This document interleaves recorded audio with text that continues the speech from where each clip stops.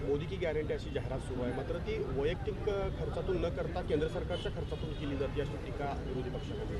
हे बघा, ते देशाचे पंतप्रधान आहेत, त्यांनी जी जी विकास कामं ज्या ज्या व्यक्तिगत योजना सामान्य माणसासाठी राबवल्या त्याची जी जाहिरात करतायत आणि त्यामध्ये 10 वर्षामध्ये देशाला स्वातंत्र्य मिळाल्यानंतर जो प्रचंड विकास झाला आणि प्रचंड गोरगरिबांची कामं झाली ती करण्याचा त्यांचा प्रयत्न आहे। त्यामुळं केंद्र शासनाच्या निधीतून केला काय आणि कशातून झाला काय हा सरकारचा कार्यक्रम आहे आणि सरकारी कार्यक्रम ते राबवत आहेत।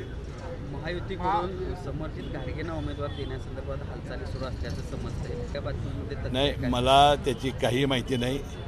काल आमचे नेते अजितदादा पवार काल मुख्यमंत्री आमच्यावर होते, मुख्यमंत्री म्हणाले 4 वाजता मी जाणार आहे, दिल्लीत आमची बैठक आहे, त्यांची बैठक झाली असेल, अजून मला काही तपशील समजला नाही।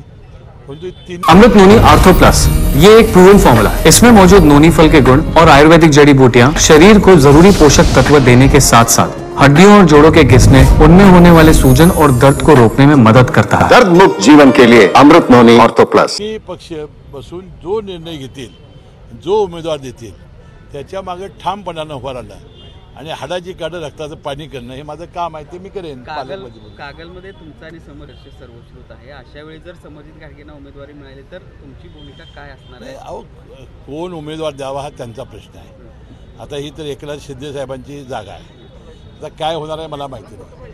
कोणी उमेदवार असेल तर त्याचा प्रचार मला करावा लागेल, नेतृत्व करावं लागेल, कारण आपला स्वभाव नाही तो। कोण उमेदवार असू शकतील असं वाटतं? नाही, मला माहिती। आता संजय मंडलिक एक, आणखी कोण असू शकतं? नाही, मला माहिती नाही। आज तर आमच्या डोळ्यासमोर तेच आहेत, कारण ते खासदार आहेत आणि एकनाथ शिंदेचे ते आज उमेदवार आहेत आणि त्यांना जर काय बदलायचं असेल किंवा काय असेल ती वरती चर्चा करतील। शाहू महाराजांबद्दल आदर आहे असं तुम्ही सतेज पाटलांनी असं म्हटलं की जर आदर असेल तर मग ही जागा बिनविरोध करा। नाही, सतेज पाटलांचं मी आव्हान ऐकलं, पण राजकारणामध्ये असं होत नाही। इतका बालिशपणा त्यांना कुठनं आला मला कळत नाही। आम्ही एका आदराच्या भावनेनं बोललो होतो की शेवटी निवडणुका आल्या की टीका टिप्पणी होते, या बाजूने काय बोलले की त्या बाजूने लोक बोलतात आणि त्या आमच्या श्रद्धेला कुठं डाग लागू नये एवढी आमची भावना होती।